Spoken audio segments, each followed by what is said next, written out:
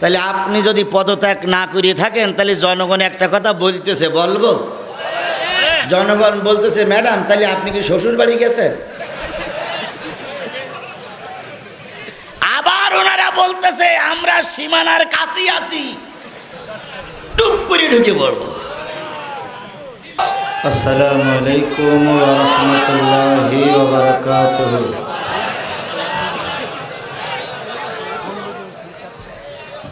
نحمده ونستعينه ونستغفره ونعوذ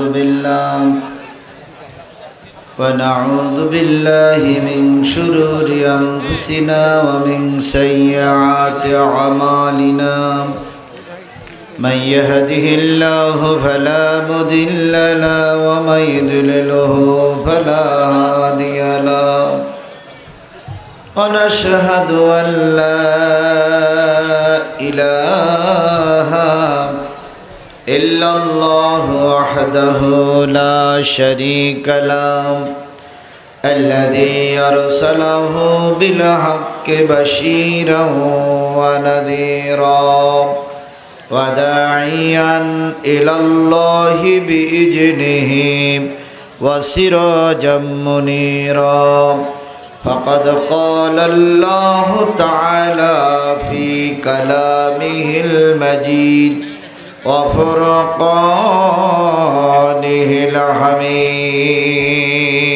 الحميد أعوذ بالله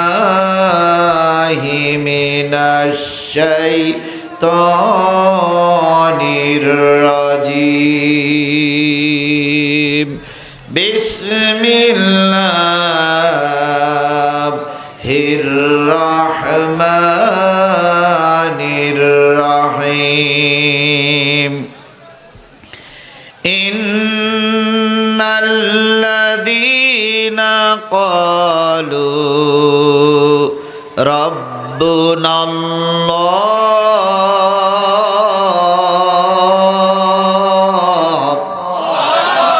ثم استقاموا تتنزل عليهم الملائكة ألا تخافوا ولا تحزنوا وأبشروا بالجنة التي كنتم توعدون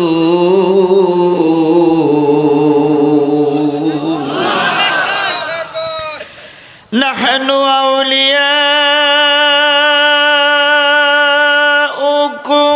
في الحياة الدنيا وفي الآخرة ولكم فيها ما تشتهي أنفسكم ولكم فيها ما تدعون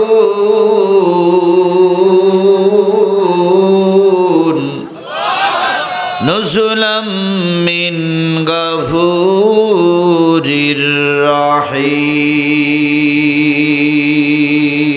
رحيم صدق الله المولانا العظيم قال النبي صلى الله عليه وسلم من مات ولم يغزو ولم يحدث به مات على شعبة من النفاق أو كما قال رسول الله صلى الله عليه وسلم إن الله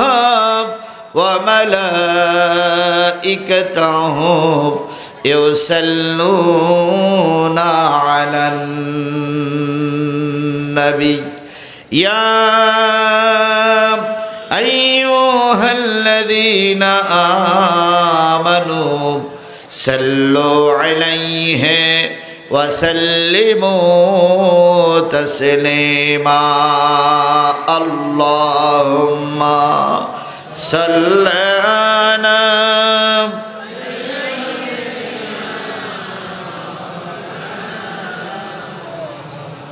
وعلى آل مولانا আল্লাহ তুমি রহম করো আল্লাহ তুমি রহম করো নসিব করো মদিনা দয়ার নবীর না দেখায়া কবরেতে নিও না আল্লাহুম্মা সাল্লি আলা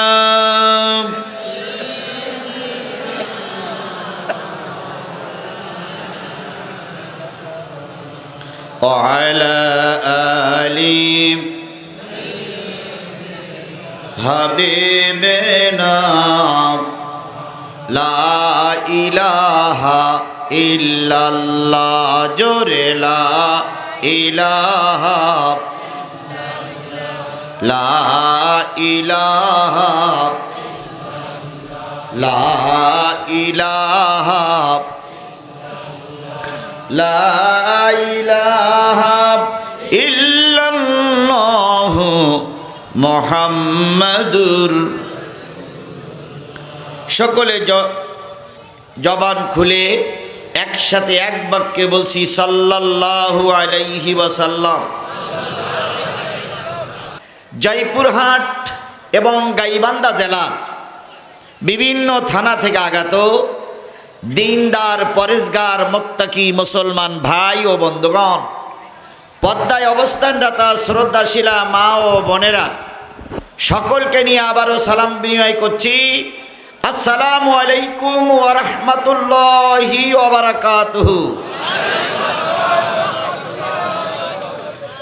শুকরিয়া আদায় করছি সেই মালিকের, যে মালিক স্বাধীন সার্বভৌম একটা দেশে স্বাধীনভাবে কোরআন শরীফের আলোচনা করার মতন পরিবেশ তৈরি করে দিয়েছেন।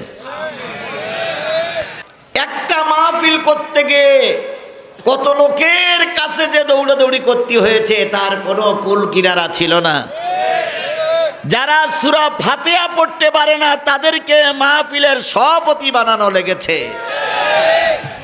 বক্তা দাওয়াত করে নিয়ে বক্তাকে বসিয়ে রেখে বিভিন্ন উপদেশ দিয়েছে তারা। কথা বলেন ঠিক না বেঠিক? এটা বলা যাবে না, ওটা বলা যাবে না, এ করা যাবে না, ও করা যাবে না, রাজনীতি করা যাবে না, ভোটের কথা বলা যাবে না, সুদের কথা বলা যাবে না, ঘুষির কথা বলা যাবে না, দেশে যা হচ্ছে তা তুলে ধরা যাবে না।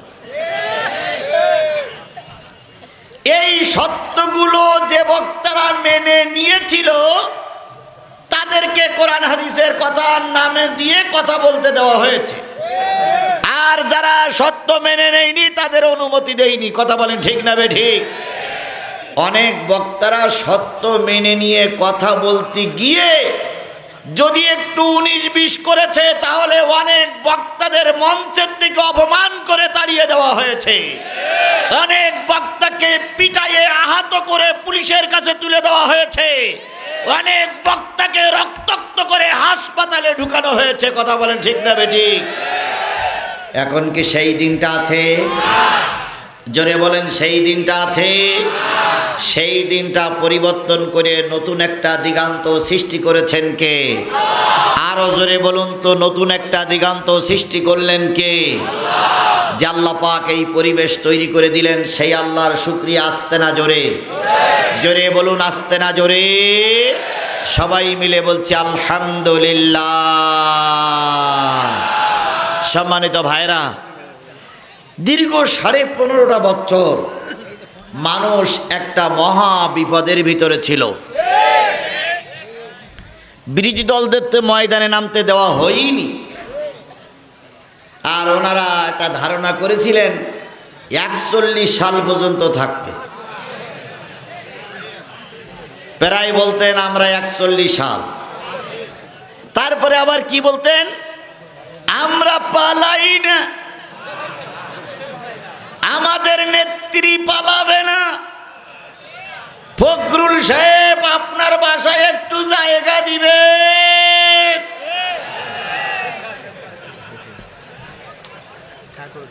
এগুলো উপহাস করা কথা নয় ভাই। আল্লাহর বক্তব্য হচ্ছে ফা বি'সা মাসওয়াল মুতাকাব্বিরিন। আল্লাহ অহংকারীদের এমন ভাবে দেখতে চায় না, আল্লাহ অহংকারীদের কখনো ক্ষমা করে না।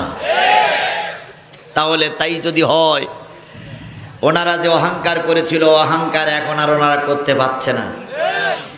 গত কয়েকদিন আগে দেখলাম ফখরুল সাহেব এক সমাবেশে বলতেছে, আমি তো দরজা খুলেই রাখছি, কিন্তু মেহমান তো আসে না। মেহমানের জন্য দরজা খোলা, মেহমান এখন আসতেছে না। কথা বলেন ঠিক না বেঠিক? কবিতাই বলতেছে, কোথায় আওয়ামী লীগ, কোথায় কাদের কাকা, কোথায় গেল ওই জালিমের গরম গরম কথা। কোথায় আওয়ামী লীগ, কোথায় কাদের কাকা, কোথায় গেল ওই জালিমের গরম গরম কথা। খেলা হবে, খেলা হবে, প্রায় বলতো না খেলা হবে, খেলা হবে, খেলা হবে, খেলা হবে, খেলা হবে বলে কাকা গেল পালাইয়া, শেখ হাসিনা পালাইছে দেশটা ছাড়িয়া।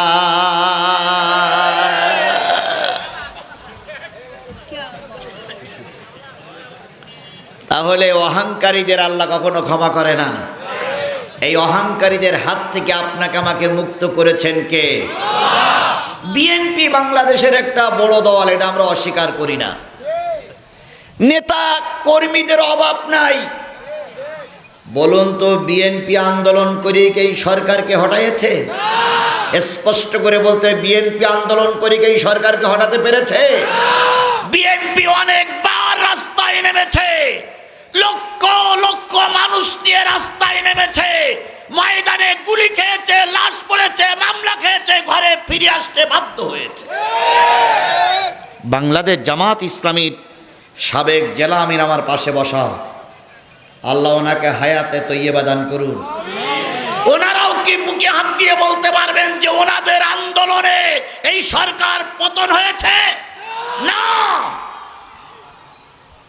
বাংলাদেশ জামাত ইসলামী আন্দোলন কম করেনি, কিন্তু গুলি খেতে হয়েছে, মামলা খেতে হয়েছে। একরকম বিএনপি জামাত সহ বিরোধী দলগুলো ভেবেই নিয়েছিল, ধরেই নিয়েছিল, এই পেত্নির বাচ্চা পেত্নি না মৃত্যুবরণ করা পর্যন্ত দেশে আর কোনো পরিবর্তন আসবে না। আমরা যখন একরকম হাল ছেড়েই দিলাম, ঠিক সেই সময় আল্লাহ পাক একদল আবাবিল পাখি পাঠিয়ে দিলেন। আব্রাহা বাদশাহ অহংকার করে বলেছিল, ও বাইতুল্লাহর মুতাওয়াল্লি আব্দুল মুত্তালিব, তোমার আল্লাহরে বলো আমার সঙ্গে যুদ্ধ করতে। আব্দুল মুত্তালিব বলল, আমি বলতে যাব কেন? যার ঘর সেই দেখে নেক, আমার অত দায়িত্ব নেই। আমার দায়িত্ব ছাগল গরুগুলো নিয়ে আমি চলে গেলাম, আর বাইতুল্লাহর মালিককে বলে গেলেন, হে মালিক, তোমার ঘর তুমি দেখো, আমি মারামারি করতে পারবো না। উনি চলে গেলেন বাংলাদেশ জামাত ইসলাম এবং বিএনপির মতন ময়দান ছেড়ে। আল্লাহ রাব্বুল আলামিন পাঠাইলেন কি পাখি? তৈরন আবাবিল। ঠিক তদ্রূপ আমরা যখন ময়দান জেতা সম্ভব নয় বলে একরকম হাল ছেড়ে দিলাম, সেই সময় একদল কলেজ, বিশ্ববিদ্যালয়, মাদ্রাসা, স্কুল, প্রাইমারি স্কুলের ছাত্র ছাত্রীদেরকে আল্লাহ পাক আবাবিল পাখির মতন নামিয়ে দিলেন। তারা রাস্তায় নামলো, গুলি খেলো, লাশ ঘাড়ে করে নিয়ে একদল চলে গেল, আর একদল সামনে অগ্রসর হলো। আবারও লাশ পড়লো, সেই লাশ পিছনে রেখে তারা সামনে অগ্রসর হলো। ইতিমধ্যে রংপুরের প্রিয় পাত্র আবু সাইদ শহীদ হলো। আবু সাইদের রক্ত গোটা বাংলাদেশের জন্য আগুনের মতন বিস্ফোরিত হয়ে কাজে লাগতে শুরু করলো।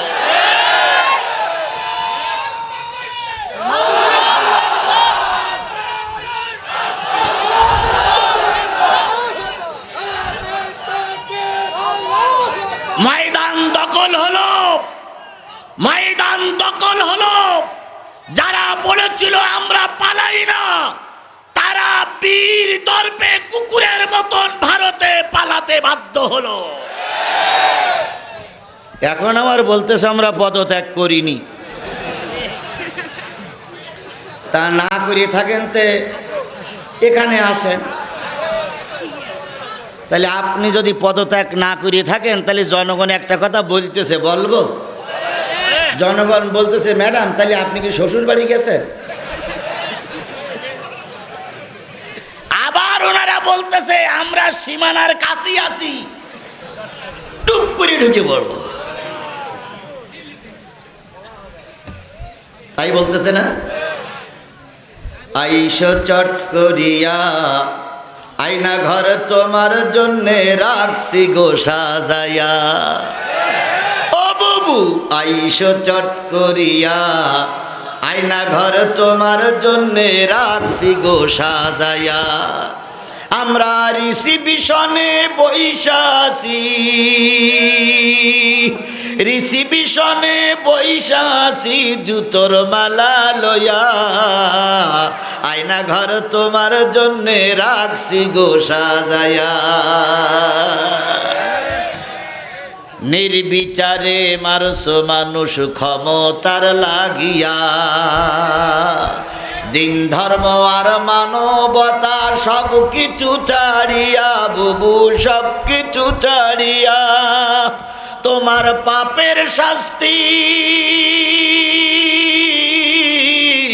পাপের শাস্তি পাইতে হবে, যাইও না ভুলিয়া। আয়না ঘর তোমার জন্যে রাখছি গো সাজাইয়া। বুবু আইসো চট করিয়া, আয়না ঘর তোমার জন্যে রাখছি গো সাজাইয়া। একটু আইসা দেখো তাহলে, যে প্রভু, যে মালিক এত বড় বিপদ থেকে আমাদের উদ্ধার করলেন, সেই প্রভুর আবার শুকরিয়া আলহামদুলিল্লাহ। সর্বকালের সর্বশ্রেষ্ঠ মহামানব, যিনি আমাদের নেতা, আমাদের সৈয়দ, এহকালের বন্ধু, পরকালের একমাত্র নাজাতের কান্ডারি, জনাবে মুহাম্মদ রাসূলুল্লাহ সাল্লাল্লাহু আলাইহি সাল্লামের উপরে লক্ষ্য করে দুরূদ আর সালাম সবাই মিলে বলছি সাল্লাল্লাহু আলাইহি ওয়াসাল্লাম।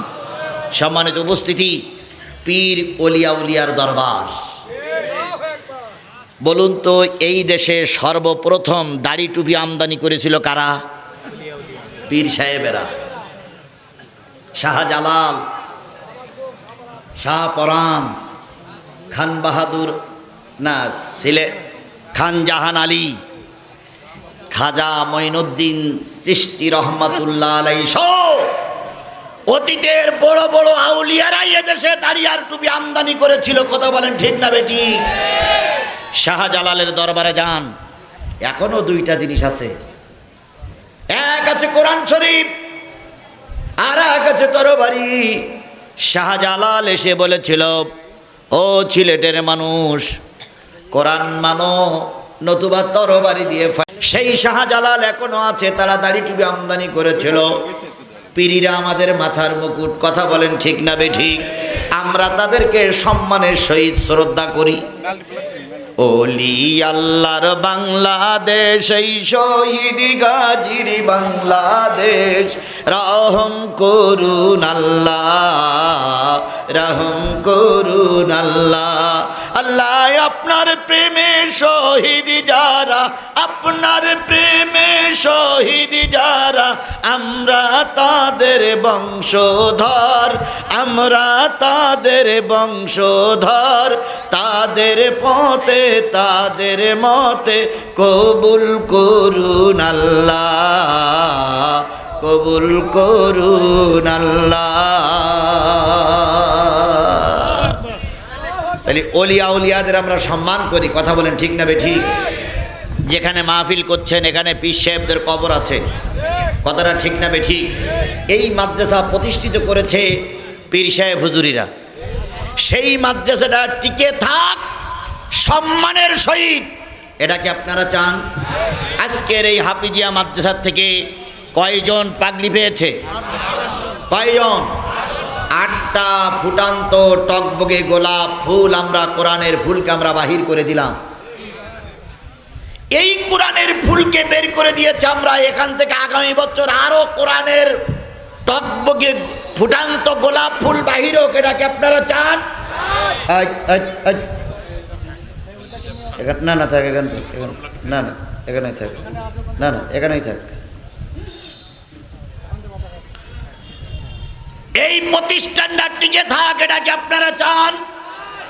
আলিয়া মাদ্রাসায় সরকারি টাকা আসে, এটা আমি জানি, কিন্তু হাফিজিয়া মাদ্রাসায় সরকারি কোনো টাকা আসে না। জনগণের পকেটের পয়সা দিয়ে চলে। আগামী বছর এখানে এই মাহফিল হবে এবং এই মাদ্রাসার থেকে আরও 10-15 জন ছেলে বাহির হবে, এটাকে আপনারা চান? তাহলে ঘরের দরজা দিয়ে যদি কান্নাকাটি করেন প্রতিষ্ঠান টিকে থাকবে? 2টা কাজ করতে হবে, তাহলে প্রতিষ্ঠান টিকাই রাখা যাবে। 1 নম্বর, ছাত্র দেওয়া লাগবে। ঘর আছে, বাড়ি আছে, শিক্ষক আছে, বিল্ডিং আছে, ছাত্র নাই, প্রতিষ্ঠান টেকবে না, বন্ধ হবে, বন্ধ হবে। আবার ছাত্র আছে, শিক্ষক আছে, পেটে খাওয়ার নাই, শিক্ষকের বেতন নাই, প্রতিষ্ঠান টিকে থাকবে না। কারণ সংসার বাদ দিয়ে কেউ প্রতিষ্ঠানে খেদমত করবে না। এই জন্য আমরা সব মানুষ নিয়ত করব হেফজখানাগুলো টিকাই রাখার জন্য ছাত্র দেব, আর একটা জিনিস টিকাই রাখবো, অর্থ দিয়ে তাদেরকে সাহায্য করব। এবার আপনারা কারা কারা প্রতিষ্ঠান টিকাই রাখার পক্ষে একটু 2 হাত উঁচু করে দেখান তো, কারা কারা প্রতিষ্ঠান টিকাই রাখার পক্ষে? আল্লাহ এই হাতগুলোরে কবুল করুক, সকলে বলুন আমিন, আরো জোরে আমিন। আমি আজকে ভূমিকায় বেশি কথা বললাম না, কারণ হলো রাত অনেক বেশি হয়ে গেছে। এই জন্য আমি সরাসরি তাফসিরে যাব। সূরা হামিম আস-সাজদা 30, 31, 32 3টা আয়াতের আলোচনা হবে ইনশাল্লাহ। এবং পীর সাহেবের দিকে খেয়াল করে, বিশেষ করে ওলি আল্লাহদের দিকে খেয়াল করে আলোচনার দিকে যাচ্ছি।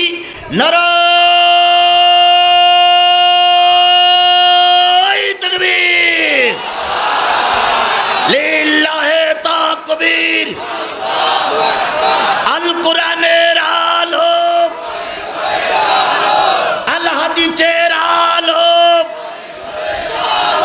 তোমার নেতা আমার নেতা, দুনিয়ার মুসলিম। বন্ধুগণ, এটা কিসের মাহফিল? আরো জোরে। একটা মহিলা সন্তান মারা গেছে, 600 টাকা দিয়ে দোয়া চেয়েছে, আল্লাহ কবুল করে। আমার ভাইরা, আসুন আমরা কোরআনে ঢুকি। আল্লাহ পাক বলেন, ইন্নামাল মুমিনুন আল্লাযীনা ইযা যুকিরাল্লাহু ওয়াজিলাত কুলুবুহুম, নিশ্চয়ই তারা মুমিন যাদের সামনে জিকির করলে তাদের দিলগুলো নরম হয়ে যায়। তাহলে জিকির করলে যাদের দিল নরম হয় তারা কি? আরো জোরে বলেন, তারা কি? বিভিন্ন জায়গায় জিকির হয়। জিকির মানে হলো স্মরণ। কার স্মরণ? আরো জোরে বলেন, কার স্মরণ? তাহলে মুমিন ব্যক্তির সামনে যখন জিকির করা হয় তখন তাদের দিলগুলো কি হয়ে যায়? এবার বলুন তো, জিকির চলবে কোথায়? খানকা শরীফে, মসজিদে, মাদ্রাসায়, ওয়াজ মাহফিলে চলবে, খানকা শরীফে চলবে, মসজিদে চলবে। মাদ্রাসাও যেমন জিকির চলবে, তো তেমনি আল্লাহর স্মরণ চলবে সব জায়গায়। ইউনিয়ন পরিষদে স্মরণ চলবে কার? কথা বলেন, ইউনিয়ন পরিষদে কার স্মরণ করবেন?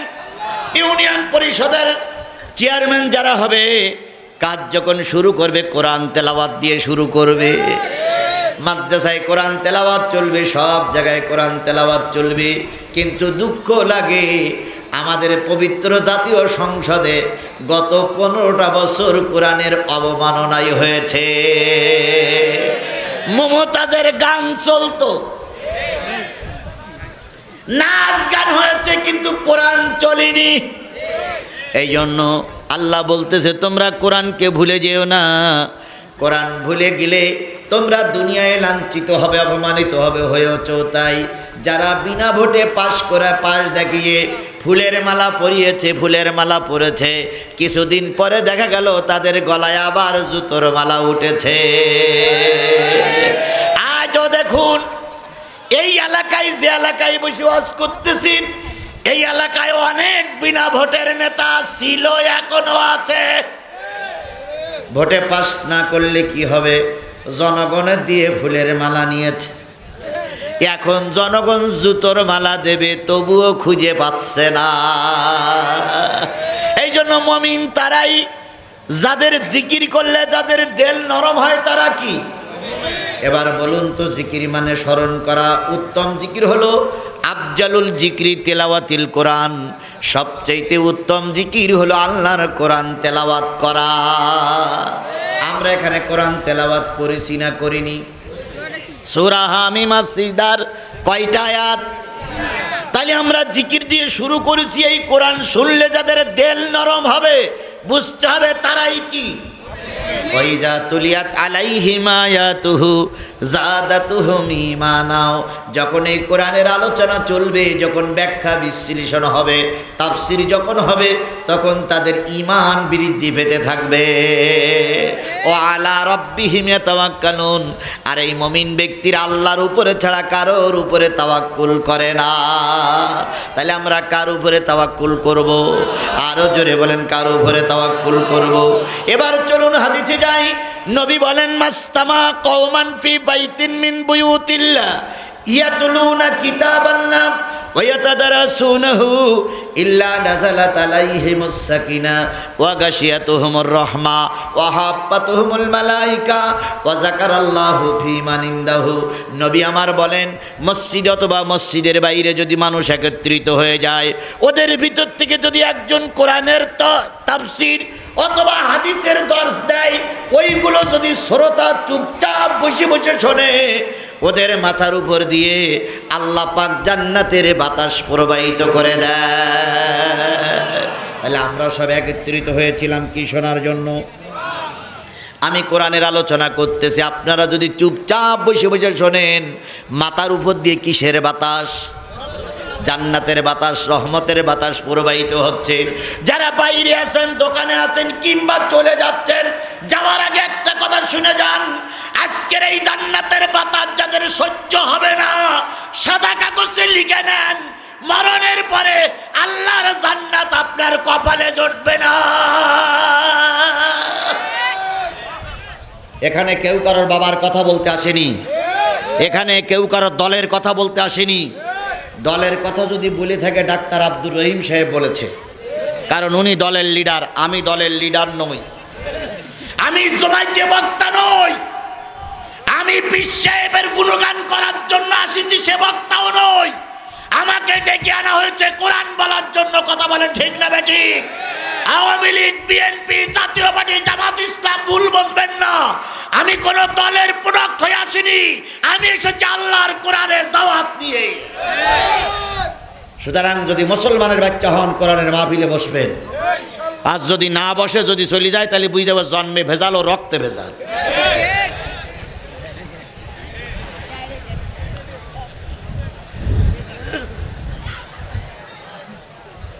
হাফাতুহুমুল মালায়েকা নাযালাত আলাইহিমুস সাকিনাহ ওয়া গাশিয়াতুহুমুর রাহমা। যদি মাথার পরে সামিয়ানা নাও থাকে, আল্লাহ পাক রহমতের সামিয়ানা দিয়ে ওদের ঢেকে রাখে, যে কোরআন বলে আর যে কোরআন শোনে। তাহলে আমরা কোরআন বলতেছি, আপনারা শুনতেছেন, আপনাদের মাথার উপর দিয়ে কিসের সামিয়ানা দিয়ে ঢেকে রেখেছে? রহমতের সামিয়ানা দিয়ে ঢেকে রেখেছে। ও হাফাতুহুমুল মালায়েকা। বাইরে বাদামের দোকানে, খাবারের দোকানে, মিষ্টির দোকানে যারা আছেন, একটা কথা আমার শুনুন, আসবেন কি না আসবেন ওটা আপনার ব্যাপার। আল্লাহ নবী বলেন, যতগুলো মানুষ কোরআন শোনে, তার চারিপাশে ফেরেশতারা গোল হয়ে দাঁড়িয়ে যায়। তাদেরকে আমরা দেখি না, ওরা গোল হয়ে দাঁড়িয়ে গেছে। ওরা দোয়া করতেছে, আল্লাহ তোমার বান্দা সাতক্ষীরার থেকে এসে তোমার নাজিলকৃত কোরআন সূরা হামিম সেজদার 3টা আয়াত পড়েছে, ওই আয়াতের আলোচনা করতেছে। আমরা ফেরেশতা দোয়া করতেছি, যতক্ষণ এই মাহফিলে ওরা বসে থাকবে আমরা ফেরেশতা দোয়া করতেছি ওদের জীবনের গুনাহগুলো মাফ করে দাও। তাহলে আপনারা বসে আছেন কোরআনের মাহফিলে, দোয়া করতেছে কারা? এই মুসলমান স্পষ্ট করে বলুন, দোয়া করতেছে কারা? ফেরেশতাদের দোয়া আমাদের আছে, দরকার আছে না নাই? আরো জোরে বলেন, ফেরেশতাদের দোয়া আমাদের দরকার আছে না নাই? যাদের দরকার নেই তারাই বাড়ি বসে আছে, তারাই দোকানে ঘুরে বেড়াচ্ছে। তাহলে আমরা ফেরেশতাদের দোয়া নিয়ে শেষ মোনাজাত করে বাড়ি ফিরবো ইনশাআল্লাহ। এখানে যদি আল্লাহর নবী থেমে যেতেন, আমি আজিজুলও থেমে যেতাম। আল্লাহ নবী বলতেছেন ওয়াজাকার আল্লাহু ফী মান ইনদাহু, আল্লাহ তার নিকটতম ফেরেশতাদেরকে ডেকে ডেকে বলে, ফেরেশতারা আয়জাবাত রায় ভাঙ্গির দিকে তাকায় দেখ, আমার অলিরা ঘুমায় আছে, আর অলিদের পায়ের কাছে দাঁড়িয়ে আমার এক বান্দা কোরআন তেলাওয়াত করেছে। আমার বান্দা কোরআনের তাফসীর করবে বলে নিয়ত করেছে, আর আমার বান্দা বান্দিরা চুপচাপ বসে বসে শুনতেছে। ও ফেরেশতারা, তোরা সাক্ষী থাক, আখিরি মোনাজাত হয়ে যাবে।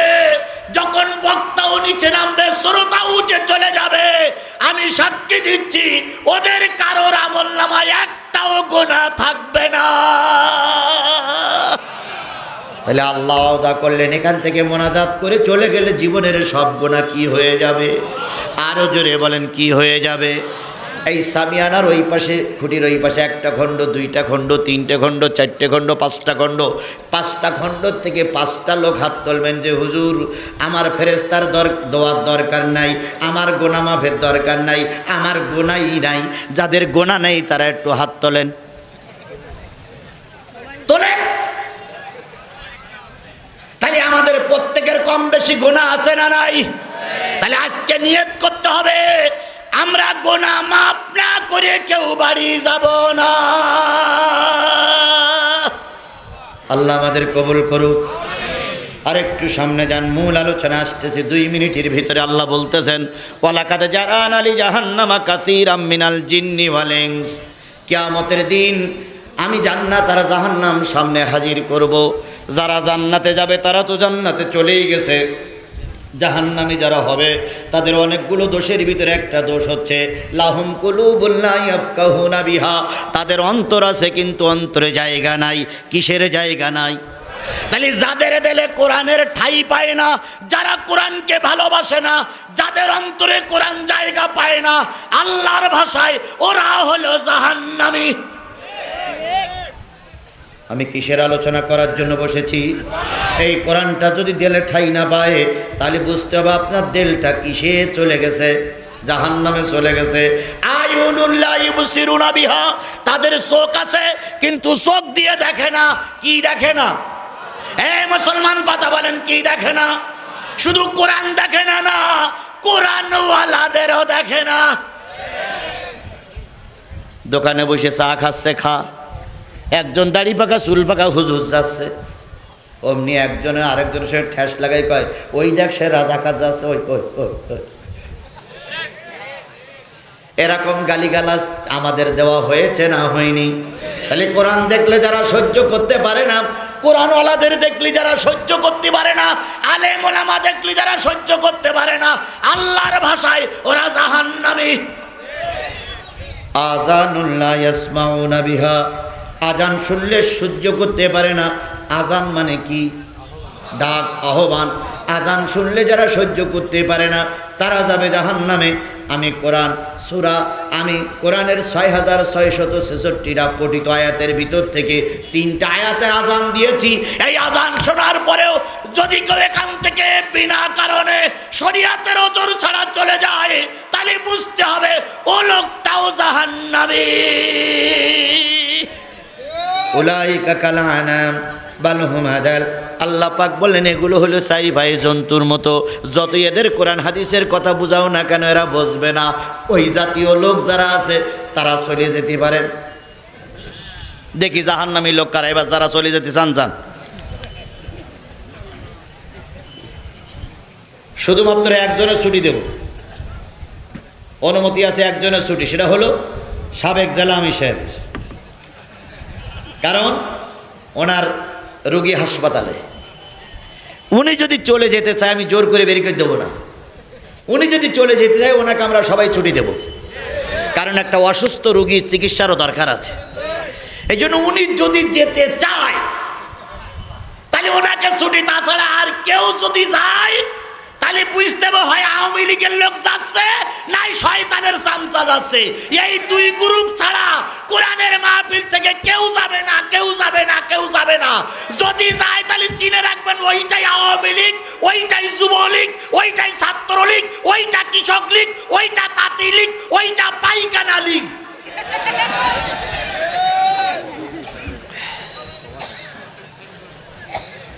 এইবার দেখবেন কেটা কেটা যায়। তাহলে এবার শপথ নিতে হবে, যতক্ষণ জিহাদি মঞ্চে কোরআনের কথা বলবে ততক্ষণ ময়দান ছেড়ে কাপুরুষের মতন পালিয়ে যাওয়া যাবে না। কারা কারা রাজি আছেন দুই হাত উঁচু করে আল্লাহরে দেখা।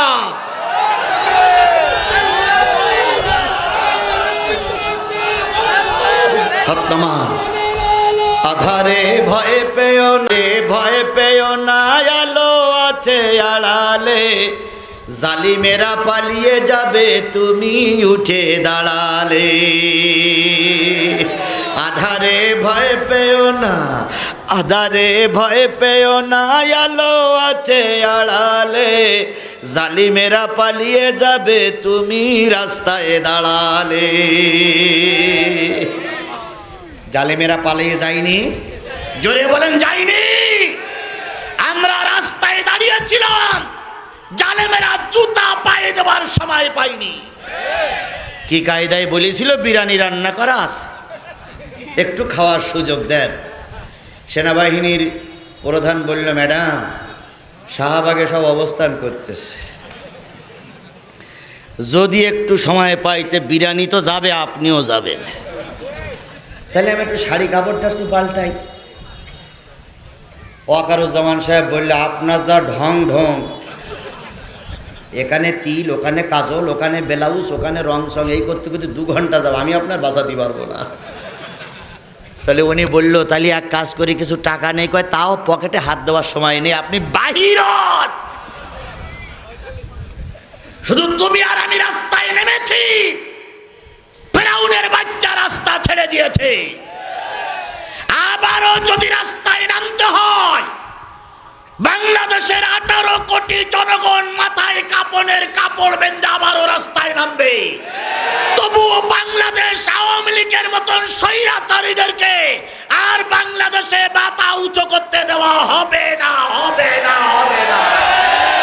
আল্লাহু তাকবীর, আল কোরআনের আলো, দুনিয়ার মুসলিম, লিল্লাহু তাকবীর। সুতরাং একটা বিজয় আমরা পেয়েছি, কিন্তু কাঙ্ক্ষিত বিজয় এখনো পৌঁছাতে পারিনি। স্বাধীনতা অর্জন করা সহজ, স্বাধীনতা ধরে রাখা বড় কঠিন। একজন লোক এখান থেকে স্লোগান দিয়েছিল, আমি ওই স্লোগানের সঙ্গে একটু ভিন্ন মত পোষণ করছি।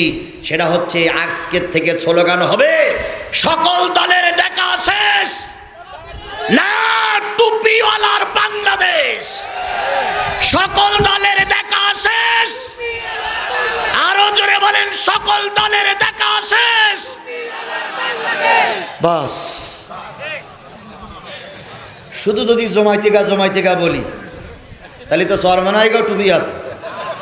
শুধু যদি জমাইতে বলি তাহলে তো খেলাফত আন্দোলনেরও টুপি আছে, ও টুপিওয়ালারা খেপিয়ে যাবে না ভাই। এই জন্য সব টুপিওয়ালাদের এখন এক প্ল্যাটফর্মে আসতে হবে। কে চরমনাই, কে হেফাজত, কে জামাত, কে তাবলীগ, কে বুজুর্গ, এটা দেখার সময় নয়। সকলের দাবি, সকল দলের দেখা শেষ, টুপিওয়ালার বাংলাদেশ। এই স্লোগানটা যদি আমি ধরে রাখতে পারি, আপনারা ধরে রাখতে পারেন। আমি শুধু গোবিন্দগঞ্জের মাটিতে ওয়াজ করছি না, গতকালকে আমার ওয়াজ ছিল সিরাজগঞ্জে, তার আগের দিন ওয়াজ ছিল আমার পঞ্চগড়ে। এভাবে গোটা দেশ আমি সফর করে যেটা বুঝেছি, আগামী যদি ইলেকশন সুষ্ঠু এবং নিরপেক্ষ হয় এবং আমরা যদি এই নির্বাচনে অংশগ্রহণ করতে পারি, ভারত কেন পৃথিবীর কোন শক্তির কোন ক্ষমতা নেই টুপিওয়ালাদের দাবাই রাখতে পারে। শুধুমাত্র আমার দেশে একদল মুনাফেক মুনাফেক মুনাফেক, এরাই কেবল আমাদের সঙ্গে দুশ্মনী করতেছে। এই জন্য এই মুনাফেকদেরকে বেসাই, মুনাফেকদেরকে চিনে রেখে যতগুলো লোক আজকে এখানে এসেছেন, সবার বাড়িতে মহিলা আছে না? আপনার বাড়িতে 5 জন ভোটার, আপনি আইছেন একা। আজকের থেকে দাওয়াতি কাজ হবে। আগামী নির্বাচনে টুপিওয়ালাদের পক্ষেই সাপোর্ট করব, কোন জালেমের বাচ্চার পক্ষে সাপোর্ট করব না। আপনি ভোট দেন, আপনার 4টে ভোট কনভার্ট করেন, দেখবেন আগামী নির্বাচনে টুপিওয়ালাদের বাক্সে হাজারো ভোট দিয়ে পরিপূর্ণ হয়ে যাবে। টুপিওয়ালারা ফুলের মালা নিয়ে গলায়, ফুলের মালা গলায় পরে ঘরে ফিরবে ইনশাআল্লাহ। সুতরাং কোরআন হাদিসের মাহফিল আমরা কোরআন হাদিস দিয়েই বলি, অন্য কারোর কিছু না বলার জন্য চেষ্টা করি, কিন্তু না বললেও তো হয় না। আমার নামে 20টা মামলা, তো 20টা মামলা, ফেরেশতা জিবরাইল দেশে 10টা আর মেকাইল দেশে 10টা, তাছাড়া আর কেউ আমার নামে মামলা দেয়নি। বলেন তো ফেরেশতারা কি আমাদের নামে মামলা দিয়ে গেছে? যারা মামলা দিয়েছিল তারা আমার পাশের লোক। যারা আপনার নামে মামলা দিয়েছে তারা আপনার পাশের লোক। যারা আপনার নামে মামলা দিয়েছে তারা হয় আওয়ামী লীগের লোক, নাই যুবলীগের লোক, নাই পুলিশ লীগের লোক। তারা আমাদের ধারে কাছেই ঘুরে বেড়াচ্ছে, মিসকে মিসকে হাসে আর কয়, কই কিছু তো হচ্ছে না, বলতেছে না? হ্যাঁ, হবে না এ কথা বললো না, হবার জন্য অপেক্ষায় থাকো। তবে আমরা সবাইর জন্য একরকম আইন করতেছি না। আমরা বলেছি সবাইকে আমরা আল্লাহর রাস্তায় ক্ষমা করে দিয়েছি। কাদের? যারা সাধারণ লোক।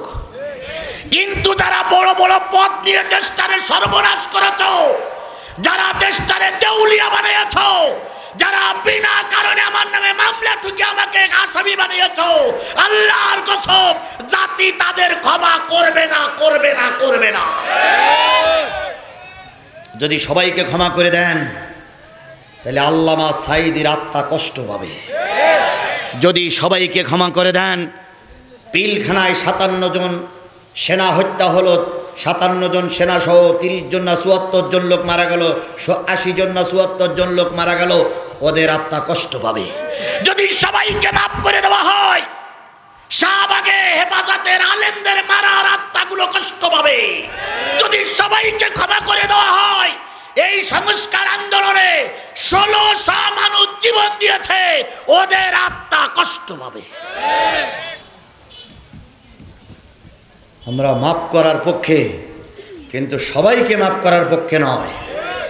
আচ্ছা, এখানে মাফ করার জন্য অনেক নসিহত চলল।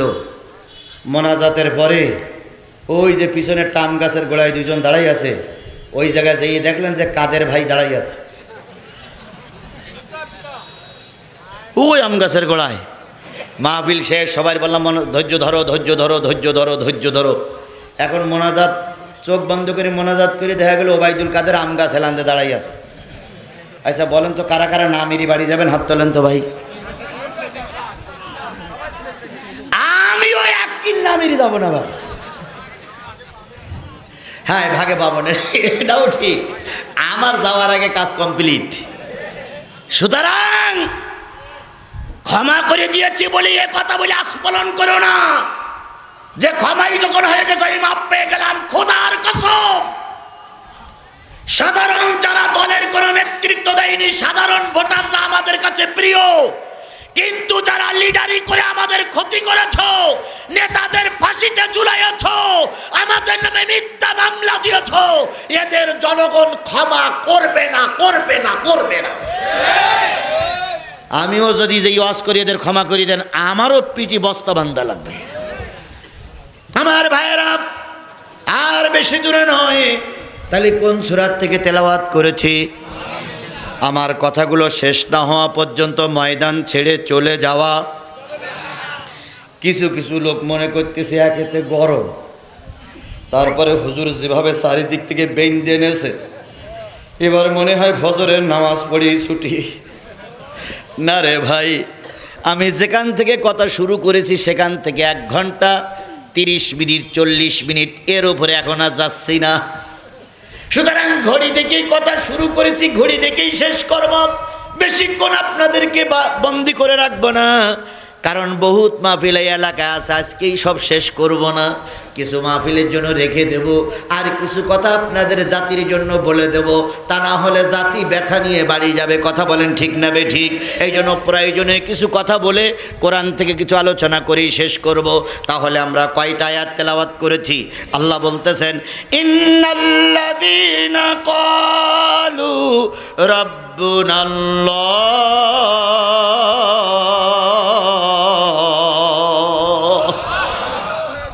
নিশ্চয়ই যারা বলে আমার রব হলো আল্লাহ। কি বলে? আমার আপনার রবের নাম কি? আরো জোরে বলেন, রবের নাম কি? রব্বুনাল্লাহ সুম্মাস্তাকামু। এই কথা বলার পরে যারা ওই কথার পরে ইস্তেকামাত থেকে প্রতিষ্ঠিত থাকে, যত বাধা বিপত্তি আসুক না কেন, আল্লাহ বাদে অন্য কাউকে রব মানে না।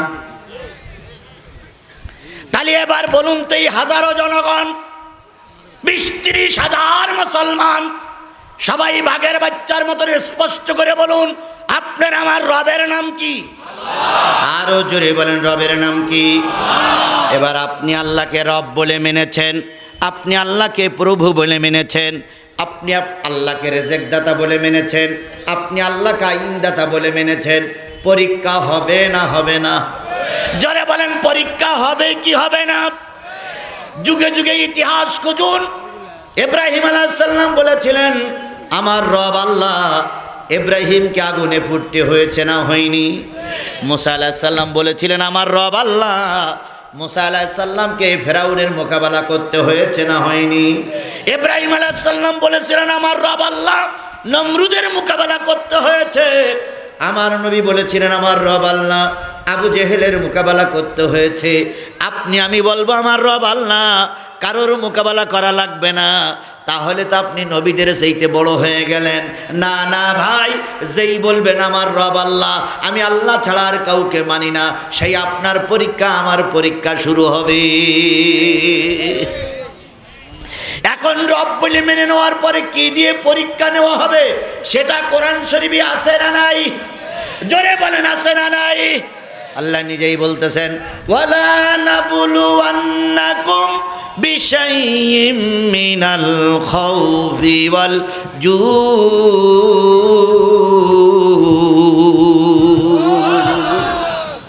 ওয়া নাকসিম মিনাল আমওয়ালি ওয়াল আনফুসি ওয়াস সামারাত ওয়া বাশশিরিস সাবিরিন।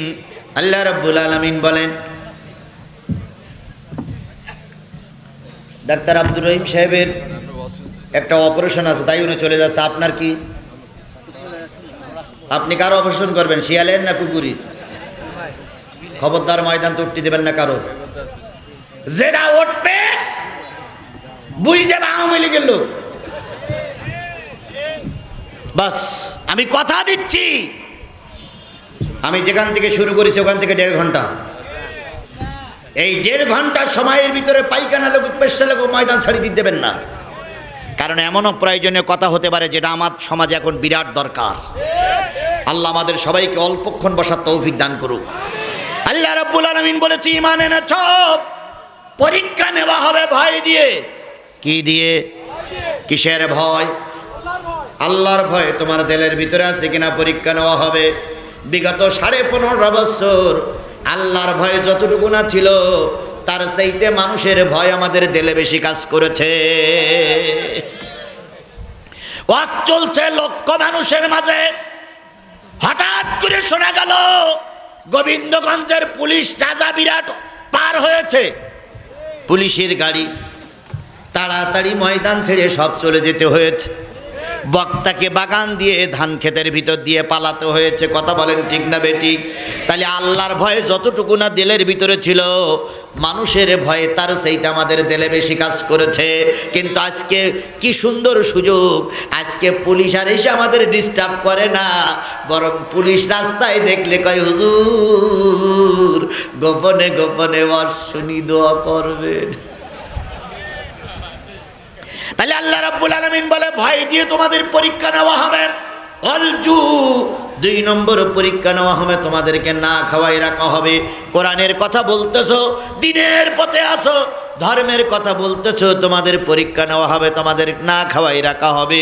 এরপরে জানের ক্ষতি হবে, মালের ক্ষতি হবে, ফল ফসলের ক্ষতি হবে। এত ক্ষতির পরে চাকরি যাবে, ব্যবসা যাবে। এত নোসকানের পরেও যদি তোমরা ধর্মের পরে টিকে থাকতে পারো, আমি অবশ্যই তোমাদের সাথেই আছি। তাহলে আল্লাহ যদি আমার সাথে থাকে, আর কারোর সাহায্যের প্রয়োজন, আরো জোরে বলেন, আর কারোর সাহায্যের প্রয়োজন। মতিউর রহমান নেজামির ফাঁসি, উনি আল্লাহরে রব বলে মেনে নিয়েছিলেন এবং ইস্তেকামাতও ছিলেন। তার ফাঁসি হবে, তার ফাঁসি হবে, তার ফাঁসি হবে। জেলখানার একজন জেল পুলিশ একটা কাগজ নিয়ে গিয়ে বলল, হুজুর আপনি রাষ্ট্রপতির কাছে জীবন ভিক্ষা চান, আপনি ফাঁসির থেকে বেঁচে যাবেন, যেহেতু আপনি একজন দলের লিডার। উনি ওই কাগজটা পড়ে 2 চোখের পানি ফেলায় কাঁদতেছে। জেলার বলতেছে, কান্দেন কেন? উনি বলতেছে, যিনি কাগজটা লিখেছেন তারও কোনো বিবেক নাই, আর যিনি কাগজটা পাঠিয়েছেন তারও ঈমান আছে বলে মনে হয় না। জেলার বলতেছে, কেন? কয়, একমাত্র জীবন যিনি দেন, জীবন ভিক্ষা তার কাছে চাওয়া যায়, তাছাড়া অন্য কোনো মানুষের কাছে জীবন ভিক্ষা চাওয়া যায় না। এবার এই রাজা বিরাটের মুসলমানেরা, ও গোবিন্দগঞ্জের মুসলমানেরা, বলুন তো আপনার আমার জীবন কে দিয়েছে? আরো জোরে বলেন, জীবন কে দিয়েছে? তাহলে জীবন ভিক্ষা যদি চাইতে হয়, কার কাছে চাইতে হবে? আল্লাহর কাছে ছাড়া আর কারোর কাছে জীবন ভিক্ষা চাওয়া যাবে না। পীর সাহেব হুজুর আপনার দোয়া করতে পারে, কিন্তু পীর সাহেব হুজুর আপনার ছেলে দিতে পারে না। পীর সাহেব হুজুর আপনার জন্য দোয়া করতে পারে, কিন্তু পীর সাহেব হুজুর আপনার হায়াত দিতে পারে না। কথা কি বোঝেন? আমার কথা কি বোঝেন? আজকালকার কিছু কিছু পীর হয়েছে, পীরির দরবারে সেজদা করলে ওনারা খুব খুশি হয়ে যায়। এরা শিরক, আর ওই পীরগুলো মুশরিক, আর ওদের দরবারে যারা যায় এরাও মুশরিক। আমার এই কপাল, আমার এই নাক আল্লাহর কাছে ছাড়া আর কারোর কাছে নত হবে না। এর নাম মুসলমান। আমার ভাইরা, সুতরাং হবে না, হবে না। আপনি যদি ভালো ছাত্র হন, পরীক্ষা দেওয়া লাগবে। কথা বলেন ঠিক না বে ঠিক? ভালো নেতা হলেই ভোট করা লাগবে, সব জায়গায় পরীক্ষা। কিন্তু আমরা বিগত 15টা বছর দেখেছি, ছাত্রদের পরীক্ষা দেওয়া লাগেনি, নেতাদেরও পরীক্ষা দেওয়া লাগেনি। সব ছিল অটো পাস, ছাত্রদেরও অটো পাস, নেতারাও অটো পাস। ভোট হবে কালকে, আজকে রাত্রি ভোট শেষ। কি আমি কথা বাড়াই বলতেছি? তারা যদি এখন টুপি মাথায় দিয়ে হাজি সাহেব সাজে, তাহলে ক্ষমা করা যাবে? সেদিন আপনারাও দেখেছেন, নীলফামারীতে একটা মাহফিল হচ্ছে, এক আওয়ামী লীগের লিডার টুপি এক কান মাথায় দিয়েছে, হাজি রঙল এক কান গায়ে দিয়ে জিহাদির পাশে এসে দাঁড়াইছে। মনে করতেছে আমি হাস্যাও হয়ে গেছে। এখন ওই রকম খুঁটির কাছে 8টা-10টা ছেলে ওরা চিনতে পারিস, চিনে বলতে, হুজুর আপনার পাশে আওয়ামী লীগ নামান, আপনার পাশে আওয়ামী লীগ নামান। আমি তখন বললাম, ভাই কেডা আওয়ামী লীগ আছেন, নেমে যান। আবার কমিটির বললাম যে নামাই দিও না, মঞ্চে বসাই রাখো, কারণ নামাই যদি দেও, ওই ভেমরুলির চাকে যদি নামাই দেও, ওর তো মেরেই ভাবে আমার নামে আবার মামলা হবে। ওরে ওখানে বসাই রাখা হলো। পরে বলতে, হুজুর আমি তওবা করি। আমি তওবা তুমি কি মনে মনে করিস না সবাই সামনে করিস? তো বলতে, হুজুর সবাই সামনেও করতেছি, মনে মনে গান কদিন গা ঢাকাতে থাকে, এখনো আসার মতন পরিবেশ হয়নি। বিগত 15টা বছর এদের জ্বালায় মানুষ অতিষ্ঠ। কথা বলেন ঠিক না বে ঠিক? ভোট দিতে গেছি, যাই দেখেছি ভোট দেওয়া শেষ। এবার বলেছি স্ত্রীর পাঠাই দেই। নির্বাচন কমিশনার বলতে, স্ত্রীর নাম কি? কয় সকিনা। কয় ওরও ভোট দেওয়া শেষ। কয় উনি তো আসেননি। কয় না আসলি কি হয়? যে ভোট দিতে গেছে সে বলতেছে আমি ফজরের নামাজ পড়ে আসছি। নির্বাচন কমিশনের বলতেছে আপনি ফজরের নামাজ পড়ে ঢুকেছেন আর তাহাজ্জুদ নামাজ পড়ে আর এক দল ভোট দিয়ে গেছে। এরকম ভোট আমার দেশের লোক দেখেছে। কথা বলেন ঠিক না বেঠিক? এগুলো ছিল সব অটো পাস। এবার বলুন তো, ভোট না দিয়েও চেয়ারম্যান হয়েছে না হয়নি? ভোট না দিয়েও শেখ হাসিনা ক্ষমতায় গেছে না যায়নি? ঠিক আছে, তাহলে ভোট না দিয়েও ক্ষমতায়, দিলেও ক্ষমতায়। আমি প্রায় জায়গায় উদাহরণ দেই, বিয়ে করলেও সন্তান হয়, না করলেও সন্তান হয়। বিয়ে করলেও সন্তান হয় না, আর না করলেও সন্তান হয়।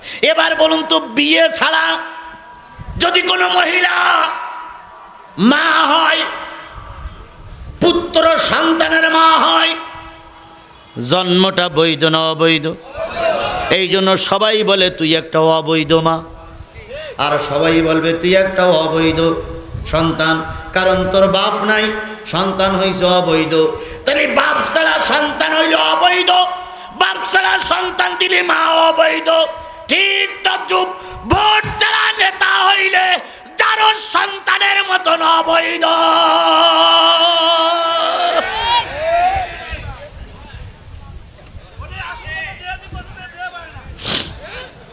কেরা দেখলো আর কেরা না দেখলেও তো আমার খেলাও যায় আসে না।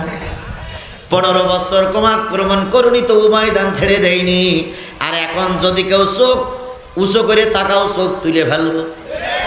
শুধু মাথা উঁচু করে দেখ, কাল্লা আলাদা করে দেবো একদম। রাজা বিরাটের মাঠের থেকে আমার পালাই যেতে হয়েছিল। আমার ভালো রকম মনে আছে, আব্দুর রহিম আমার সাথে আছে, কোন জায়গাতে মাহফিল করে এই ধান ক্ষেতের ভিতর দিয়ে আমাকে হেঁটে হেঁটে আসতে হয়েছিল। সব ইতিহাস আমার মনে আছে। সেদিন যদি পার করতে পারি, আজকে যেটা কথা বলবে কাল্লা আলাদা করে ফেলবে একদম।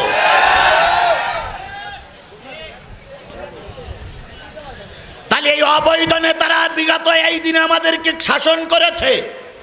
কথা বলেন ঠিক না বেঠিক? 24-এর 7ই জানুয়ারি নির্বাচন হলো। নির্বাচনের পরের 2 দিন পরে না 3 দিন পরে ওনারা কি শপথ নিতে গেলেন। যাওয়ার পরে আমি হঠাৎ করে এই দিক থেকে মাহফিল করতে যাচ্ছি কি আসতেছি, হঠাৎ করে দেখি মোকামতলার এই পাশে 3-4 হাজার মোটর সাইকেল। আমি কই এ মোটর সাইকেল কেন? একজন বলতেছে নেতা শপথ নিয়ে বাড়ি আসতেছে। আমি বললাম নেতা বৈধ না অবৈধ? অমনি একজন বলে এ কেডা রে, আর একজন বলতে সেই জিহাদি হুজুর। ড্রাইভার বলতে হুজুর চুপ করে বসেন, তাড়াতাড়ি চলে যায়, নতুবা ভাবমতি ভালো না। আমি বাঘের মুখেও কথা বলেছি, সিংহর মুখেও কথা বলেছি, সাপের মুখে দাঁড়িয়েও কথা বলেছি। এখন বসন্তের কোকিলের মতন গান গেও না, আল্লাহর কাছে জবাবদিহিতা করা লাগবে। কেউ কেউ গণজাগরণ মঞ্চ আল্লামা সাঈদীর ফাঁসি চেয়েছিল, চাইনি। তারা এখন যদি বিরাট সঙ্গীত বলে, তারা এখন যদি বিরাট অস করে, তুমি না একদিন শোলাকিয়ার ইমামের পিছনে দাঁড়িয়ে আল্লামা সাঈদীর ফাঁসি চেয়েছিলে, তোমার কোনো অধিকার নেই আমার দেশে বুক ফুলিয়ে কথা বলা।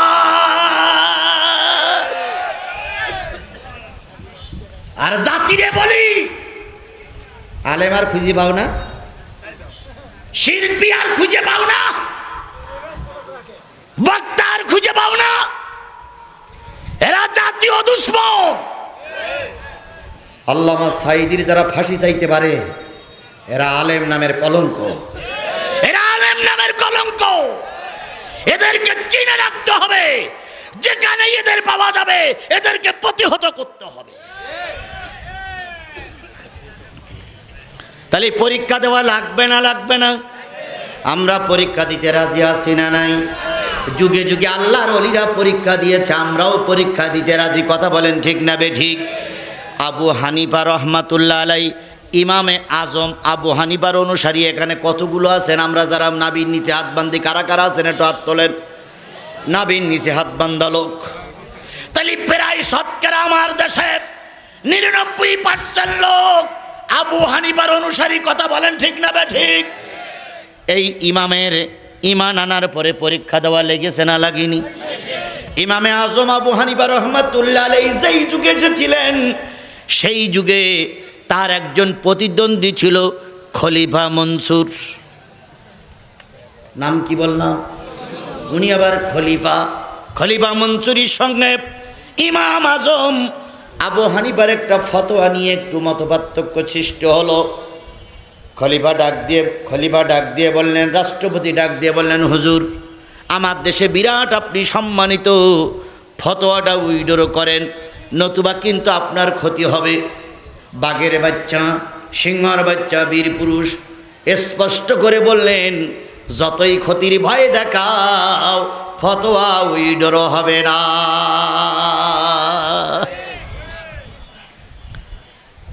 ইমামে আজমকে কাছে ডেকে বললেন, হুজুর আপনি যদি ফতোয়া উইড্র করেন দেশের ধর্মমন্ত্রী আপনাকে বানায় দেওয়া হবে।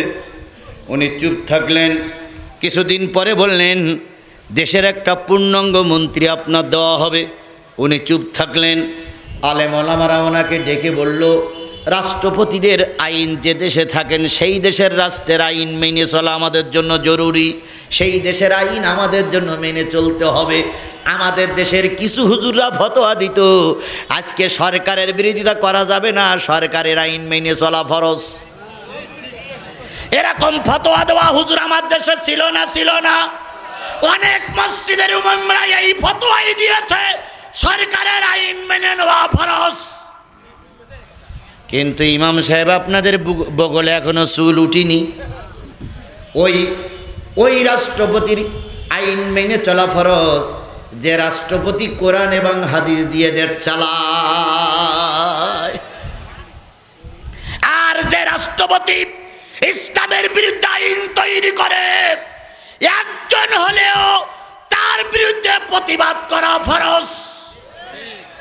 মাম্মাতা ওয়ালাম ইয়াকজু ওয়ালাম ইউহাদ্দিস বিহি মাতা আলা সোহবাতিন মিনান নিফাক। একজন ব্যক্তি মৃত্যুবরণ করলো, যুদ্ধ জিহাদে যায় নাই, যুদ্ধ জিহাদে যাওয়ার মতন মন মানসিকতাও তৈরি হয় নাই, মৃত্যু হবে মুনাফিকের মৃত্যু। আফজালুল জিহাদ কালিমাতুল হক ইনদা সুলতানুন জায়ের। পৃথিবীর সর্বোত্তম জিহাদ হচ্ছে জালেম শাসকের সামনে দাঁড়িয়ে সত্য কথা বলা। এরকম মুজাহিদ আমাদের দেশে খুব কমই আছে। পাশাপাশি দুই মসজিদ, এক মসজিদের ইমামের নামে 10টা মামলা, আর এক মসজিদের ইমামের নামে একটাও মামলা নাই। তো চার দোকানে দুইজন চা খাচ্ছে, দুইজন পাগড়িওয়ালা। তো চাওয়ালা বলতেছে, হুজুর আপনিও হুজুর উনিও হুজুর, ওনার নামে 10টা মামলা, আপনার নামে তো একটাও নেই।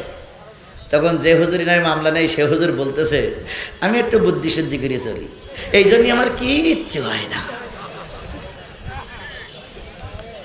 এইরকম বুদ্ধি শুদ্ধি করা ইমাম আমার সমাজে তখনও ছিল, আজও আছে। কথা বলেন ঠিক না ঠিক? ইমামে আজম আবু হানিফা রহমাতুল্লাহ আলাইহিকে লোভ দেখানো হলো, তিনি লোভে কান দিলেন না।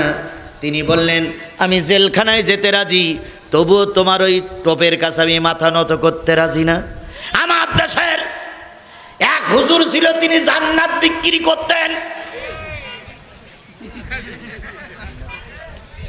তিনি বলেছিলেন, শেখ হাসিনা আপনি জান্নাতি।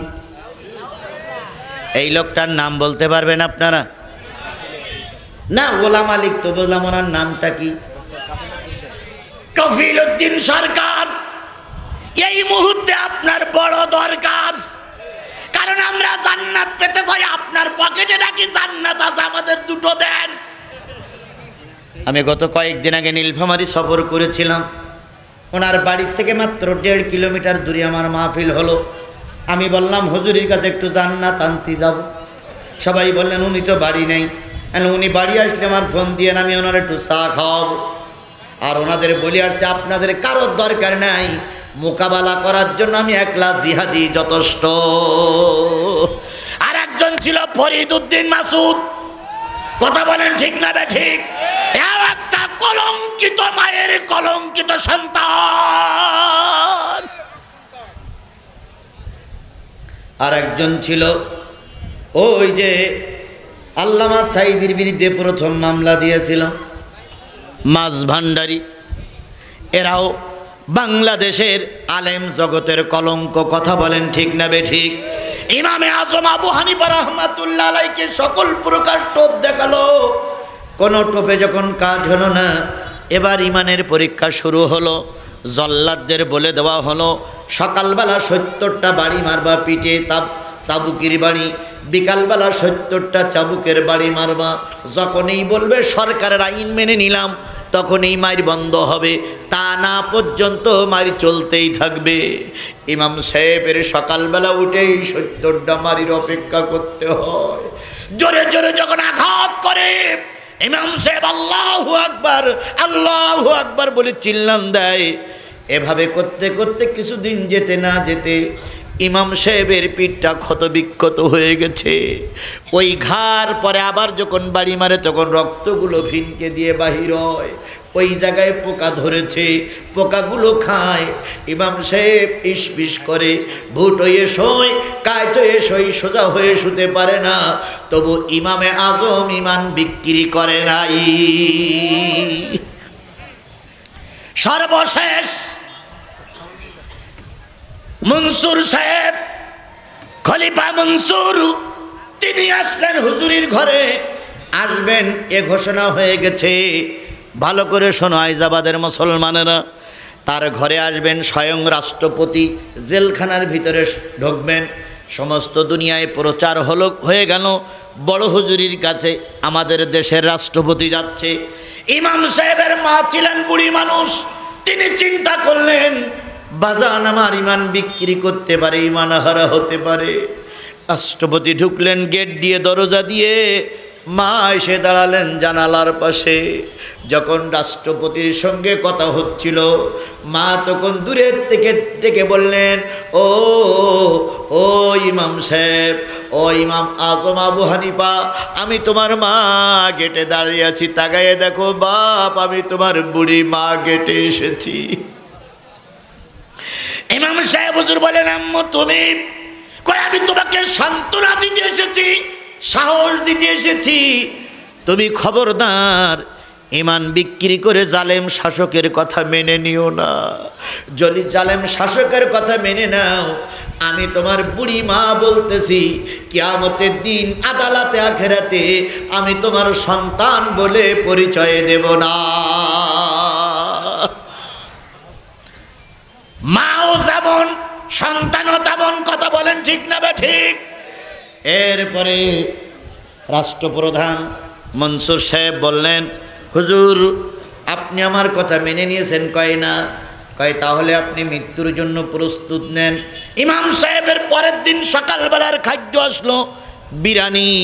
বিরিয়ানির সঙ্গে একটা কি যেন ঢেকে রেখেছে। ইমাম সাহেবের সামনে খাদ্য যখন দেওয়া হলো, ইমামে আজম বুঝলেন খাদ্যের ভিতরে বিষ মিশ্রিত আছে। এই বিষ খাইলেই আমার মৃত্যু হবে। ইমামে আজম আবু হানিফা রাহমাতুল্লাহ আলাইহি ইমানের পরীক্ষা দিচ্ছে, ইস্তেকামাত আছে। ওনার বিষের ভিতরে খাদ্য দিয়েছে, উনি খাবেন না। এবার জোর করে ওনাকে খাদ্যগুলো ভিতরে ঢুকাই দেওয়া হলো। আল্লাহর ওলি উজু করে খাদ্যটা পেটের ভিতরে নিয়ে সেজদায় পড়ে যে ডুকরে ডুকরে কাঁদতেছে আর বলতেছে, মালিক ইমানের পরে টিকে থাকার জন্য বিষ মিশ্রিত খাদ্য ওরা আমাকে পেটের ভিতরে ঢুকাই দিয়েছে। আমি মৃত্যুবরণ করব, তবু ইমান বিক্রি করব না।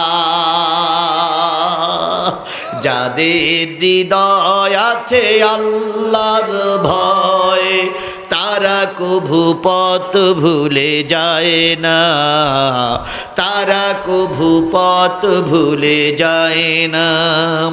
আল্লাহর প্রিয়ায় কারো কাছে কোনো কিছু চায় না। রাতের আধারে যারা সিজদাতে রয়, দু চোখের অশ্রুতে নদী যেন বয়, ছলনার হাতছানি যতই আসুক, ছলনার হাতছানি যতই আসুক, পিছনে ফিরেও তাকায় না। যাদের হৃদয় আছে আল্লাহর ভয়, তারা কভু পথ ভুলে যায় না। এবার আসুন আমাদের যুগে আসি। বিশ্বের বাংলাদেশের যাকে কোরআনের পাখি বলা হয়, নামটা কি? আরো জোরে বলেন, নামটা কি? আল্লামা দেলওয়ার হোসেন সাইদি রাহিমাল্লাহ, উনি যখন জেলখানায়, তখন ওনার কাছে এই জালেম সরকার, এই ফ্যাসিস্ট সরকার, এই ফেরাউন মার্কা সরকার 2-3জন প্রতিনিধি পাঠালেন। প্রতিনিধিরা ওনাকে যেয়ে বলতেছে, হুজুর আপনার চিকিৎসার জন্য হাসপাতালে যেতে হবে, আপনি কাগজে সই করুন। আপনার হার্টের সমস্যা, আপনার হার্ট স্ট্রোক করেছে, আপনি কাগজে সই করুন। আল্লামা সাঈদী বলেন, আমি তো সুস্থই আছি। না না, আপনি অসুস্থ, কাগজে সই করেন। উনি বললেন, আমি অসুস্থ আমি বুঝলাম না, তোমরা বুঝলে কি করে? যার বিয়ে তার খবর নাই, পাড়া পুষির ঘুম নাই। আল্লামা সাঈদী সই করেননি। এরপরে ওনাকে জোর করে জেলখানার থেকে বাহির করা হলো। আল্লাহর ওলি যখন গাড়ির থেকে নামলেন, সেই লাল গোব, লাল দাড়ি, সেই সুন্দর টুপি পরিহিত 2জন পুলিশের কাঁধের পরে হাত দিয়ে ও মুসলমান মিসকে একটা হাসি দিয়েছিলেন। আজও 17 কোটি মানুষের সামনে সেই হাসিটা ভাসে। কথা বলেন ঠিক না বেটি? আজও চোখ বন্ধ করলে দেখা যায় আল্লামা সাঈদী যেন হাসি মুখে আমাদের সালাম দিচ্ছে। আল্লামা সাঈদী হাসপাতালে চলে গেলেন। হাসপাতালে চলে যেয়ে যখন চিকিৎসা চলতেছিল, উনি বললেন, আমাকে যদি চিকিৎসা করতেই হয়, আমার প্রাইভেট ডাক্তার আমার কাছে থাকা লাগবে না। বলেন, উপরের নির্দেশ থাকা যাবে না। আমার একটা সন্তান আমার কাছে থাকুক, বললেন থাকা যাবে না।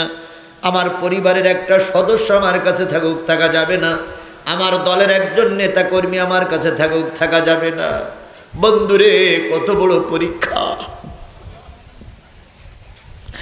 ও আমার জাতি, ও গাইবান্ধা গোবিন্দগঞ্জের মুসলমানেরা, আল্লামা সাঈদীরে ঘুমের ওষুধ দিয়ে ঘুম পড়ায় রাখলো। আল্লামা সাঈদীর চারিপাশে কিছু লোকজন, তারা হুজুরকে দেখাশোনা করতেছিল।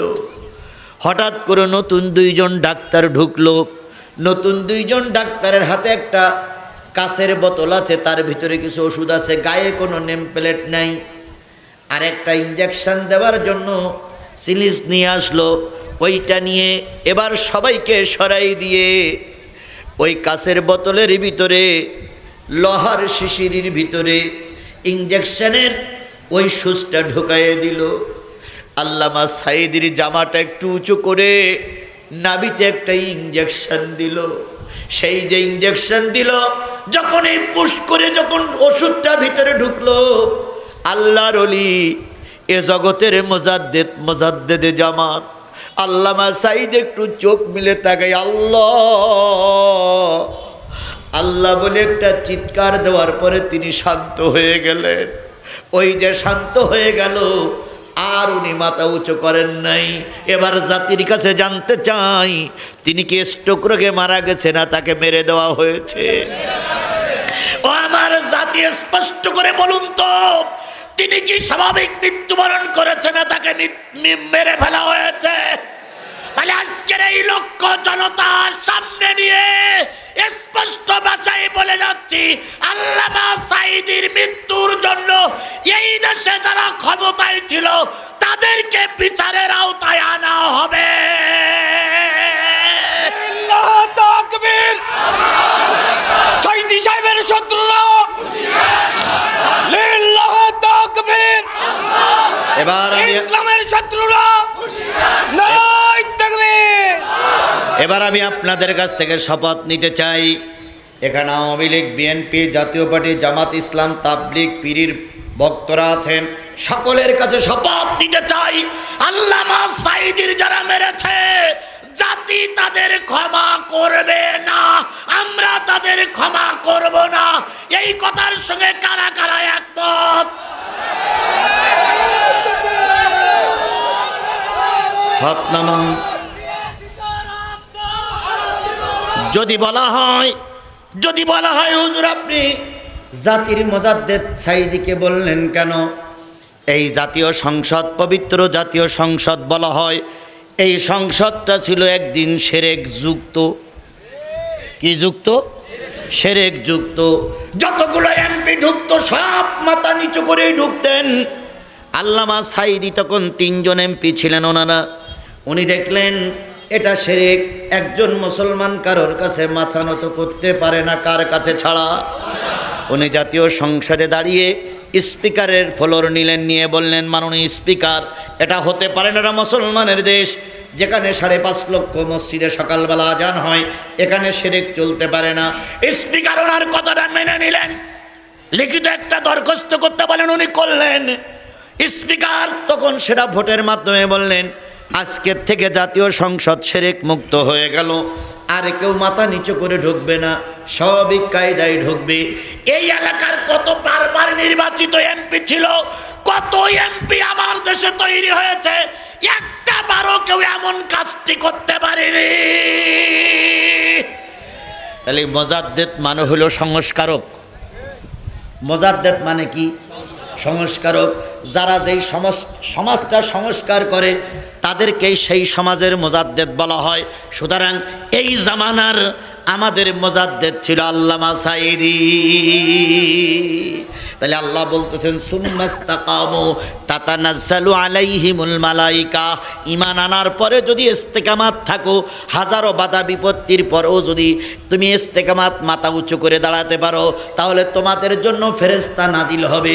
তোমাদের মরার সময় জীবিত অবস্থায় বলবে, লা তাখাফু ওয়ালা তাহজান, তোমাদের কোনো ভয় নাই, তোমাদের কোনো চিন্তা নাই, ওয়া আবশিরু বিল জান্নাতিল্লাতি, মরার সাথে সাথে জান্নাতের সুসংবাদ আল্লাহর পক্ষ থেকে দিয়ে দিলাম। লা তাখাফ, তোমাদের জন্য কোনো ভয় নেই। কে বলছে? এই মুসলমান জোরে বলেন, কে বলছে? তাহলে আল্লাহ যদি বলে আমাদের কোনো ভয় নাই, তাহলে আমাদের পিছন দিকে তাকানোর কোনো সময় আছে? সুযোগ আছে? আমরা তাকাবো সব সময় কোন দিকে? ভাই মোনাজাত করে যান ভাই। 2-3 জন লোক উঠলেন,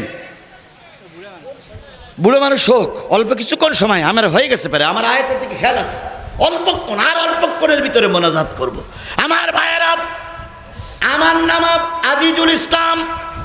ভারতবর্ষে একজন মুজাদ্দেদের জন্ম হয়েছিলেন, তিনি হচ্ছেন আব্দুল আজিজ দেহলভী। কি নাম? আব্দুল আজিজ দেহলভী রহমাতুল্লাহ আলাইহি। হয়ে গেছে ভাই, আয়াত শেষ, আর একটা আয়াত আছে। আব্দুল আজিজ দেহলভী রহমাতুল্লাহ আলাইহি, তিনি ইংরেজদের সময় ভারতবর্ষে এসেছিলেন।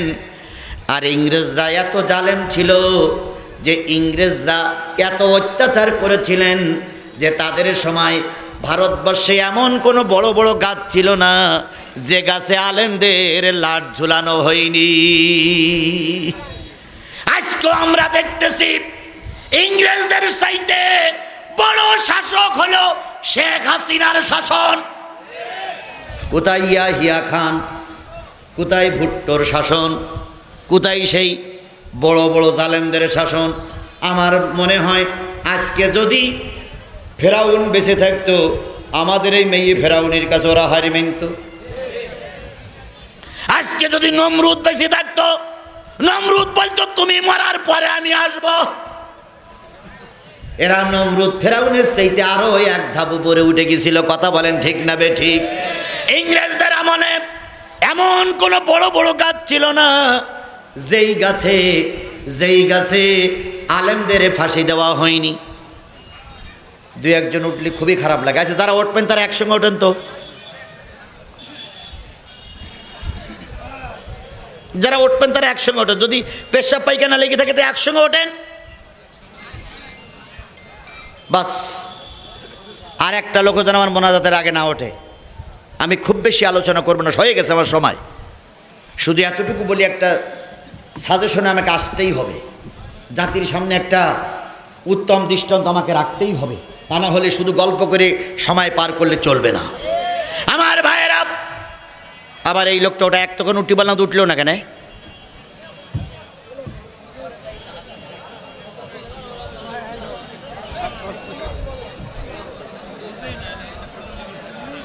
আব্দুল আজিজ দেহলভী রহমাতুল্লাহ আলাইহি, এমন কোন গাছ ছিল না যেই গাছে আলেমদের ফাঁসি দেওয়া হয়নি। ওই সময় আব্দুল আজিজ ইংরেজদের বিরুদ্ধে ময়দানে নামলেন। আব্দুল আজিজ জানতো, আমি ময়দানে যদি এখন কথা বলি, হয় আমাকে ফাঁসিতে ঝুলতে হবে, নাই আমাকে ক্রস ফায়ারে দেবে, নাই আমাকে রাজপথে জবাই করবে। সে জেনে বুঝেই রাস্তায় নেমেছিলেন। ও বন্ধুরে, আল্লামা সাইদি, মতিউর রহমান নিজামী, মামুনুল হক আজারি, আমির হামজা, এরাও জানতো হক কথা বললে পেত্নির বাচ্চা পেত্নি আমাদের জেলে দেবে। কথা ঠিক না বেঠিক? আমিও জানতাম আমার বিরুদ্ধে গোয়েন্দারা কাজ করছে।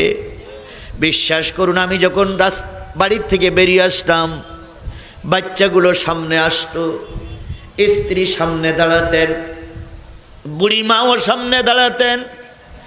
মা আমার গা ছুঁয়ে বলতেন, বাজান, দেশে যে অরাজকতা চলতেছে, তুমি যাচ্ছ কোরআনের কথা বলতে, একটু সাবধান থেকো।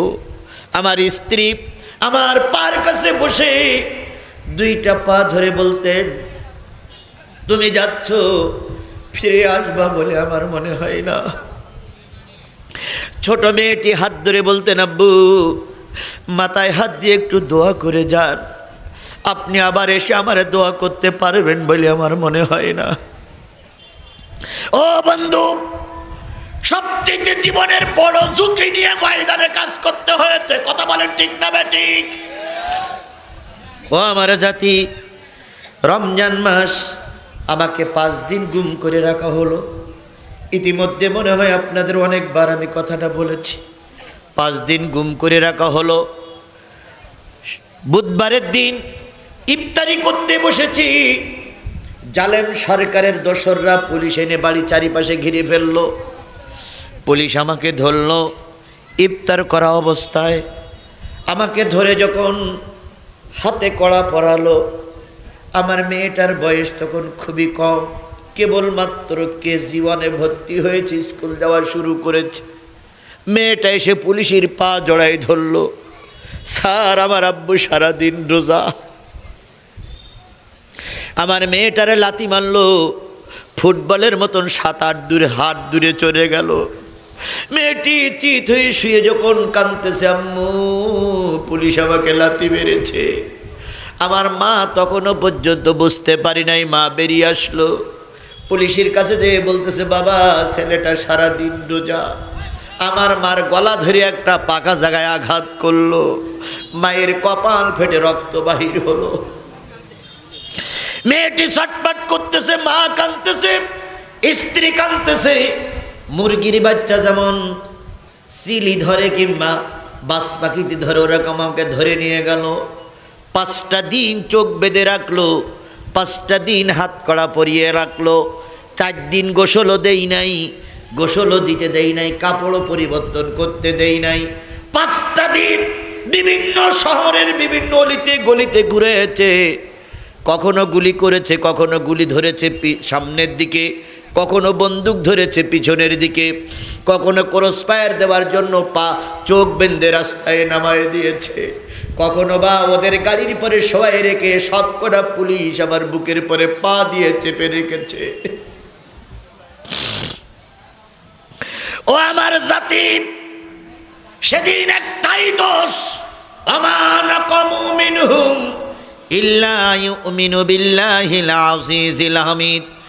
আমাকে যখন সর্বশেষে 4র্থ দিন রাতের বেলায় তাহাজ্জুদ নামাজের সময় যখন গাড়িতে করে নিয়ে গেল, যাওয়ার সময় বলতেছে, হুজুর, কোন জায়গায় কবর দেবে আপনার বলে দেন, আপনার শেষ ইচ্ছা কি? মরার পরে আপনার কোথায় কবর দেবে, আপনার জানাজাটা কে পড়াবে বলে? আমি এই কোরআন শরীফ শপথ করে বলতেছি, সেদিন ধরে নিয়েছিলাম এটাই আমার জীবনের শেষ রাত। ও আমার বন্ধুরা, অনেক রাত্রে একটা গোপন পথে নিয়ে গেল, আমাকে নিয়ে গাড়ির থেকে নামাই দিল, কেবলামুখী করে দাঁড় করাই দিল। আমার জীবনের কথা বলতেছে, অন্যর কথা বলে লাভ নাই। কেবলামুখী করে দাঁড় করাই দিল। পিছন দিক থেকে আমার বন্দুকের রাইফেলের নল আমার পিঠি ধরলো। এবার বলতেছে, হুজুর আপনি কালেমা পড়েন। আমি কেবলার দিকে ফিরে কালেমা পড়লাম, তওবা করলাম। আমি বুঝেছিলাম এখনই আমাকে জমিনের পরে ঢলে পড়তে হবে। বুক পিছনে রাইফেলের ব্যানর ধরলো, বন্দুকের নল ধরলো। এরপরে একজন বলতেছে, স্যার ইশারা করলেই দেব। স্যারের ইশারার অপেক্ষায় আমি তখন চোখের পানি ফেলতেছি। আমার মায়ের সঙ্গে আর দেখা হবে না, ছোট মেয়েটার সঙ্গে দেখা হবে না, স্ত্রীর সঙ্গে দেখা হবে না। বাচ্চাগুলো সকালবেলা আব্বু আব্বু বলে ডাকবে, কিন্তু তার বাবারে আর ফিরে পাবে না। সকল আশা শেষ। রাইফেলের গুলি চালাবে, বন্দুকের নল আমার পিঠির পরে। ওরা মনে হয় ব্যানর টানলো, স্টিকার টানলো, কিন্তু আল্লাহর কি খেলা, নলের ভিতর থেকে গুলি বাহির হলো না। প্রথমবার চেক করলো, আবার ঘোড়াটা টেনে আবার ঠিক করলো, আবার গুলি টানলো। দ্বিতীয়বারও বাহির হলো না, তৃতীয়বারও চেষ্টা করলো, বাহির হলো না। এবার কনস্টেবল স্যারকে বলতেছে, স্যার গুলি তো বাহির হচ্ছে না। কি দয়া ওদের হলো, কি ওদের মন মানসিকতা হলো, বলল এরে মারা যাবে না, গাড়িতে উঠাই নে।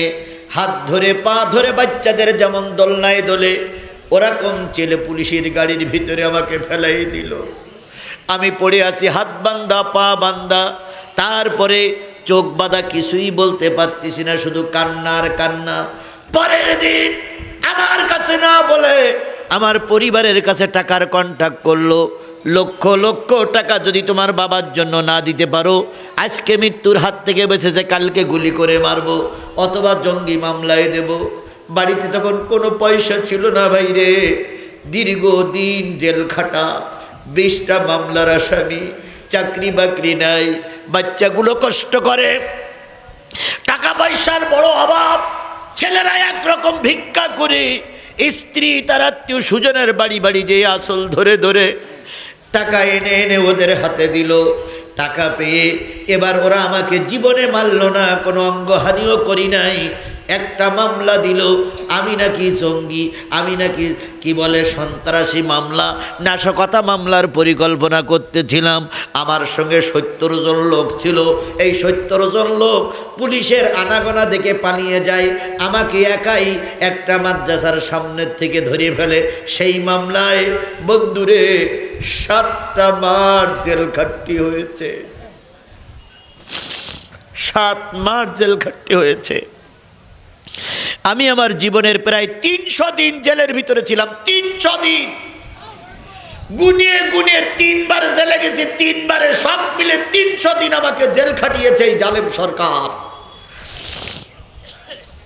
এখন আপনাদের সামনে কথা বলতেছি, 20টা মামলা আমার মাথার উপরে, 20টা মামলা নিয়ে আমি ঘুরতেছি। 5টা দিন ওরা আমাকে গুম করে রেখেছিল।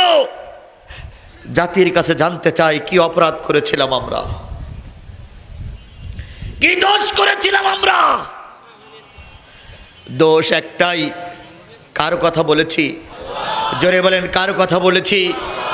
আল্লাহর কথা বলেছি, আল্লামা সাঈদীর পক্ষে কথা বলেছি। বাংলাদেশে এমন কোন মাহফিল নাই, এমন কোন তাফসীর নাই আমার যেখানে আমি ডাইরেক্ট ইনডাইরেক্ট ইশারায় আল্লামা সাঈদীর কথা বলিনি। এমন কোন মাহফিল আমার হয় না। আমি আল্লামা সাঈদীর জন্য যতটুকু পারি কথা বলেছি। আমার কথা আপনারা শুনেছেন না ভাই? আমি সাঈদীর মুক্তির জন্য কথা বলেছি। সুতরাং আল্লাহর পরে ঈমান আনার পরে পরীক্ষা আসবে, কথা বলেন ঠিক না বে ঠিক? সর্বশেষ আমার বড় ছেলেটা আলেম হয়ে গেছে, মাওলানা হয়েছে। ও বলতেন, আব্বু আপনি হকের পক্ষে থাকবেন, হক কথা বলবেন। যদি আপনি মারাও যান, আমি আপনার লাশের পাশে দাঁড়িয়ে বলবো আমার বাপ দিনের কথা বলার জন্য শহীদ হয়ে গেছে। ওদের কথা শুনে আমার জীবনটা শুকিয়ে আসতো। ছেলে বলে কি, এরপরে ছেলে বলতেন আব্বু আপনি হকের পক্ষে থাকেন, যদি আপনি মারাও যান গোটা বিশ্বের মানুষ জানবে আপনি হকের পক্ষে ছিলেন।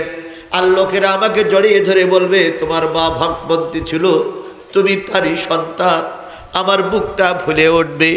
এরকম সন্তান আল্লাহ পাক আমাদের ঘরেও তৈরি করে দিয়েছিল। আর আমরা দীর্ঘদিন কষ্ট করেছি শুধু দিনের জন্যই। অথচ আজকে অনেকেই ময়দান দখল করে অনেক গান গাচ্ছে, তাদেরকে বিগত 15 বছরে ময়দানে দেখা যায়নি।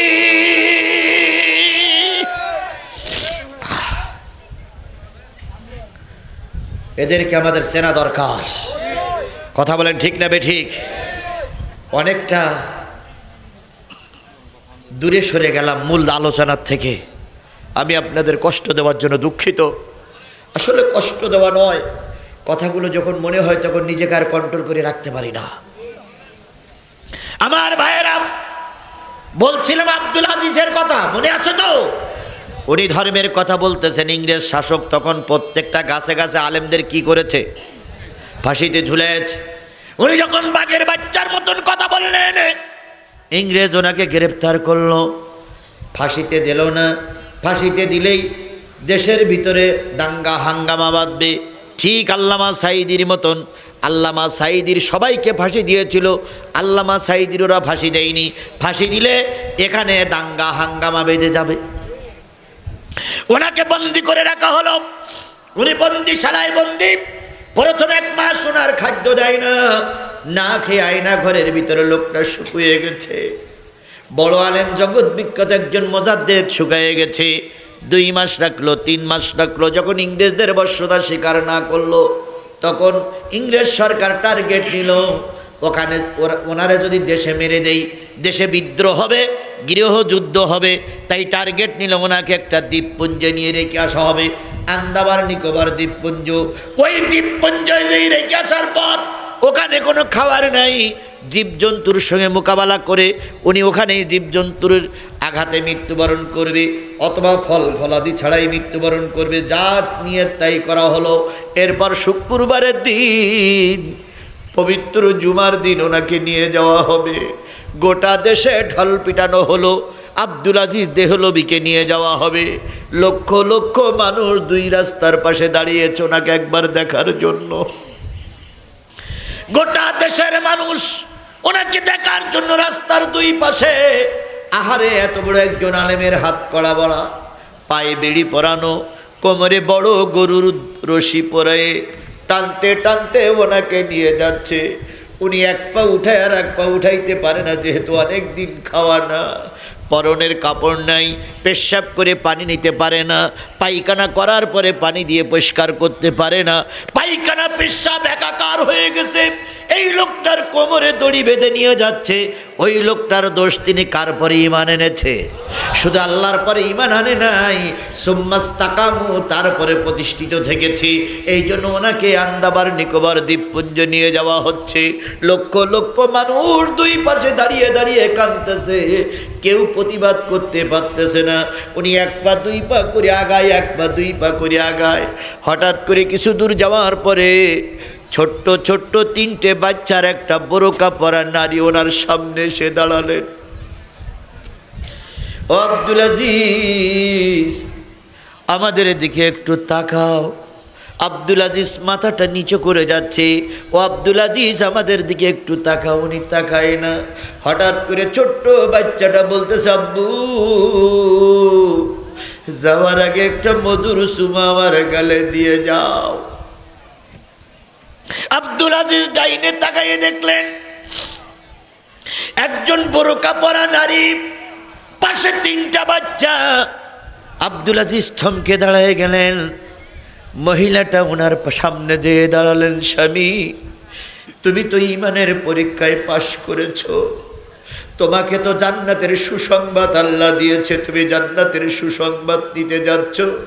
এই যে ছোট ছোট তিনটা বাচ্চা, আর ছোট ছোট তিনটে বাচ্চা, আর আমার জন্য তোমার কোনো নসিহত আছে কি?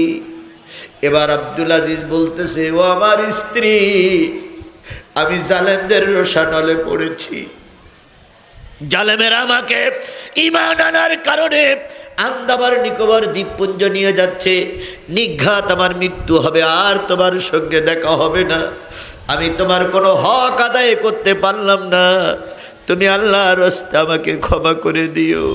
ছোট্ট তিনটা বাচ্চা আব্বুরে জড়াই ধরে বলতেছে, আব্বু তুমি তো চুরি করোনি, তুমি তো ডাকাতি করোনি, তুমি তো খুন করোনি, তোমার এইভাবে কষ্ট দিয়ে নিয়ে যায় কেন? আব্বু তখন বাচ্চা তিনটার গালে চুমা দিয়ে বলতেছে, মারে আমি আল্লাহর পরীক্ষায় পাশ করেছি। আল্লাহ আমাকে পরীক্ষা নিচ্ছিল, সেই পরীক্ষা আমি কি করেছি? পাশ করেছি। তারই রেজাল্ট দিচ্ছে, তারই পুরস্কার দেবে। বাচ্চাগুলো বলতেছে, পুরস্কার আনতে যে কারোর হাত করা পায়ে বেরিয়ে, এটা তো আমরা কোনো দিন দেখিনি। আব্দুল আজিজ দেহলভী রহমাতুল্লাহ আলাইহি বলতেছে, মারে এটা হলো জান্নাতে পুরস্কার, এই পুরস্কার নিতে গেলে এইভাবেই যেতে হয়। আব্দুল আজিজ চলে গেলেন, বাচ্চাগুলো বাবার পথের দিকে তাকায় থাকলেন। এই লোকটা ইমানের পরীক্ষায় পাশ করেছে, কথা বলেন ঠিক না বেঠিক?